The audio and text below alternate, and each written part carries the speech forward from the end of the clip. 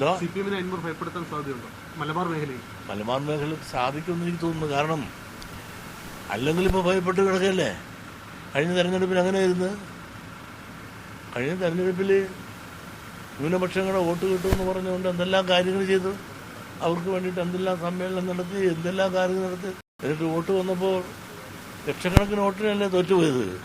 ചിലതിനകത്ത് ഒരു ന്യായീകരണങ്ങളുണ്ട്. അന്ന് എനിക്കറിയില്ല.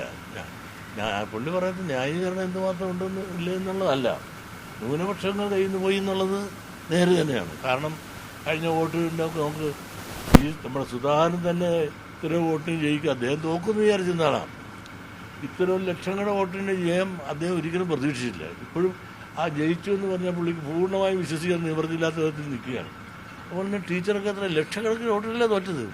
മലബാർ പ്രദേശത്ത് ഇടതുപക്ഷത്തിന് ഇത്രയധികം തോൽവി ഉണ്ടാകാനുണ്ടായ കാരണമെന്ന് അവർ തന്നെ ഒന്ന് പഠിക്കട്ടെ.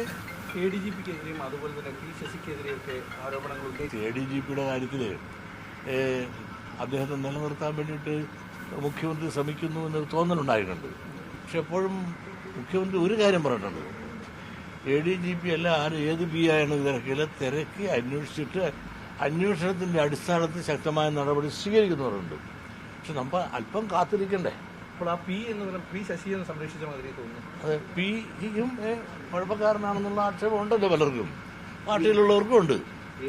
ഒരു ജനകീയ മുഖമില്ലാത്ത ആളാണ് P എന്നുള്ളത് വന്നതുകൊണ്ട് എന്തും ആട്ടെ, ഇവരെല്ലാം പറ്റി അന്വേഷിച്ചിട്ട് തീരുമാനം എടുക്കും എന്ന് പറയുമ്പോൾ ഈ വേഗോളം ഇരിക്കാമെങ്കിൽ ആറോളം ഒന്നും ഇരിക്കാൻ പാടില്ലേ. അന്വേഷണം വരട്ടെ, അന്വേഷണം വരട്ടെ. അത് ഈ കുട്ടനാട് MLA കൊണ്ട് മതിയാ?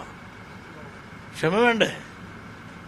കുട്ടനാട് MLA ഒന്ന് ക്ഷമിക്കാൻ പറഞ്ഞപ്പോൾ പുള്ളി അലറി തുള്ളുകയല്ലേ. എനിക്കെന്നാ കുറവെന്നാ പറയുന്നത്. അദ്ദേഹത്തിന് മന്ത്രിയാകാനുള്ള യോഗ്യത എന്താണ്? കാത്തിരിക്കാൻ വയ്യ, കെട്ടിച്ചാടുകയാണ് നല്ലത്. ഒരു കെട്ടുവെള്ളത്തിൽ കൊണ്ടു നടക്കാനുള്ള ആളില്ല. ഒരു ഐക്യമുന്നണിയുടെ ഭാഗമെന്നത് ജയിച്ചു എന്നുള്ളതല്ലാതെ ചേട്ടന്റെ കെയർ ഓഫിൽ, ചേട്ടന്റെ പണബലത്തിൽ അനിയൻ കൂടെ കയറി വന്നു, ചേട്ടന്റെ അനകാല ഭരണം കൊണ്ട് പുള്ളിക്ക് അവസരം കിട്ടിയെന്നുള്ളതല്ലാതെ പുള്ളിയുടെ എന്നാ ക്വാളിറ്റി? ഇതൊക്കെ രാഷ്ട്രീയമാണപ്പാ. കാരണം ഈ ആരോപണ പ്രത്യാരോപണം നടക്കുന്ന ഈ സാഹചര്യത്തില് അന്വേഷണ റിപ്പോർട്ട് ഇന്നോ നാളെ കിട്ടൂലേ ചങ്ങാതി. ആ അന്വേഷണത്തിന്റെ അടിസ്ഥാനത്തിൽ തീർച്ചയായും മുഖ്യമന്ത്രി അതിനൊരു തീരുമാനമെടുക്കും. ADGPക്ക് അനുകൂലമായ ഒരു തീരുമാനം ഉണ്ടാകുമെന്ന് ഞാൻ പ്രതീക്ഷിക്കുന്നില്ല.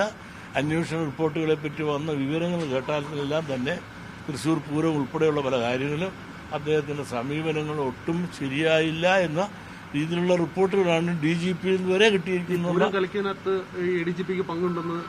വരെയുള്ള ആരോപണങ്ങൾ ഏതാണ്ട് തെളിഞ്ഞ അവസ്ഥയിലേക്ക് വന്നുകൊണ്ടിരിക്കുന്നു.